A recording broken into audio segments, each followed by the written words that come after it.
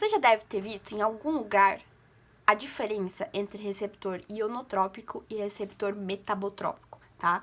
Só que muitas vezes ela é passada meio jogada assim pra gente, a gente não entende o que isso quer dizer, tá?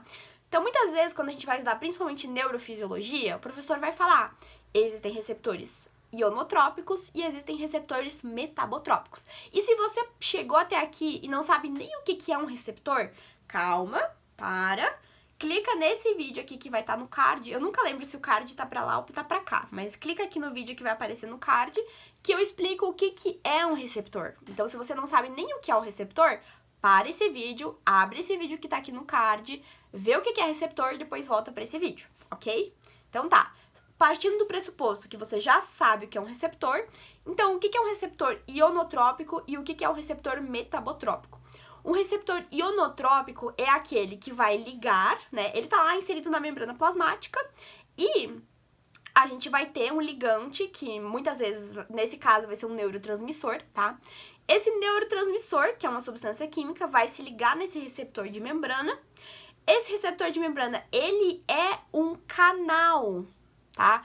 É o que muitas vezes a gente chama de receptor acoplado a canal. Então, receptor ionotrópico é a mesma coisa que receptor acoplado a canal. O que isso quer dizer? Quer dizer que o próprio receptor é um canal iônico, tá? E pelo próprio receptor ser um canal iônico, o que acontece? Quando a substância química vem e se liga nesse receptor, esse receptor ele vai mudar a sua conformação e ele vai abrir ou fechar frente àquele sinalizador. Então, por exemplo, temos a acetilcolina, que é um neurotransmissor ligado com o sistema nervoso, pode ser com o simpático ou parasimpático, né? Mas enfim, tem outros vídeos aqui no canal que falam sobre isso. Olhem lá os vídeos do canal. A acetilcolina é um neurotransmissor que vai se ligar num receptor, muitas vezes, que é um receptor ionotrópico, tá? Esse receptor ionotrópico, que é o que para acetilcolina a gente chama de receptor nicotínico da acetilcolina, ele é um canal. E ele vai se abrir quando a acetilcolina se liga.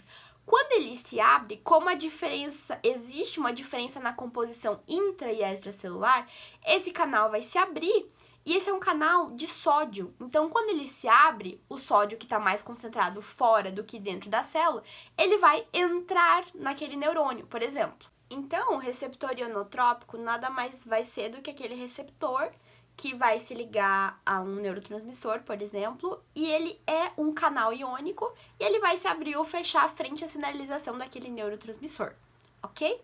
Isso é um receptor ionotrópico. O receptor metabotrópico, por outro lado, é aquele receptor que é o famoso receptor acoplado à proteína G, tá? Por que ele se chama metabotrópico? Porque ele vai alterar a sinalização intracelular, o metabolismo intracelular, tá?